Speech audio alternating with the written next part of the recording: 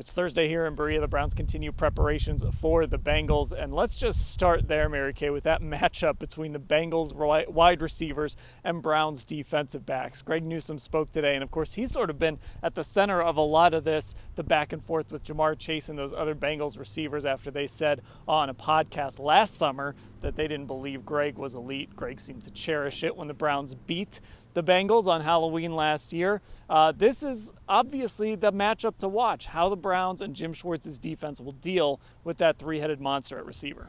It really is the matchup to watch, and I think actually it probably starts up front because the defensive line, those guys are really going to get after Joe Burrow, and that will, of course, impact what happens in the back end. But as you mentioned, Greg Newsome told us today he's keeping those receipts of Jamar Chase saying that he is not elite.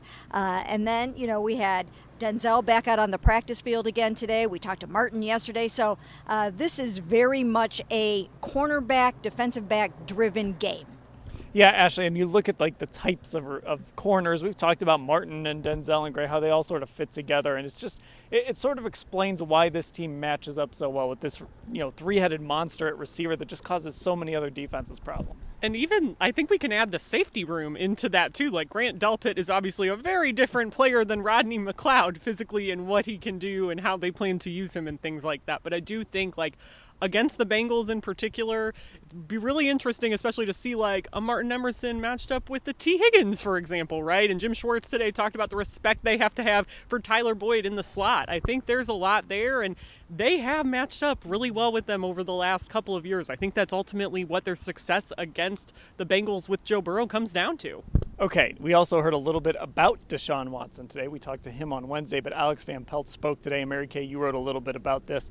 Sort of Alex explaining why some people might have looked and seen Deshaun Watson during training camp and maybe not been as impressed with his training camp performance as they would have liked to have been. Yeah, he attributed it primarily to those red zone drills in which the Browns defensive backs absolutely dominated, starting all the way back at the Greenbrier. They were swatting down passes, they were picking passes off, they were denying receivers the ball, and they looked really, really good. But as Alex Van Pelt stated, these guys were not game planning for the red zone. They weren't scheming it up like they will be for this coming weekend. So he feels that some of the criticism came from that, was probably justified, but he feels really good about Deshaun, about where he's at. He thinks that he has come so far since last year that he's firmly in control of this scheme, and he's so excited about what he's going to see on Sunday. And Ashley, it's one of the things I keep trying to remind myself over and over. And when I see something at practice that doesn't look right or doesn't feel right, it is still practice. They are still working on things. So we'll see what this looks like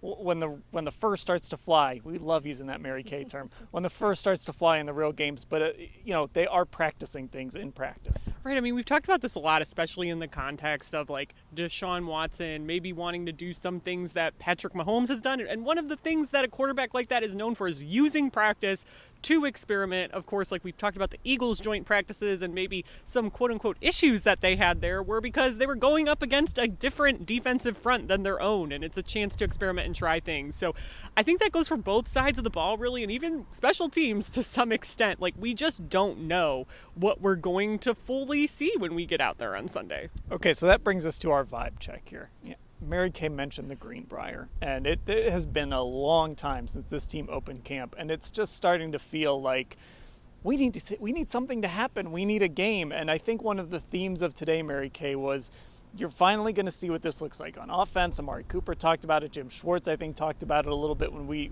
spoke to him just a few minutes ago. We're finally going to get to see what this looks like in real games, and I think everybody has just reached a point where that's what they need to see. Yeah, the truth of the matter is nobody really knows how it's all going to look when they get it out on the grass, offensively, defensively, or special teams. They think they know. Even Jim Schwartz said, I have a pretty good idea of what the personality of this defense is going to be, but you never really know what's going to happen when you get out there because the Bengals could do something totally different. They could take Tyler Boyd and T. Higgins off the field like they did last year. That would make life easier for the Browns, right? Right. But So, yeah, there's so many unknowns. And even Greg Newsome was saying, look, we haven't even seen our entire defense together for one series in preseason. Miles hasn't played.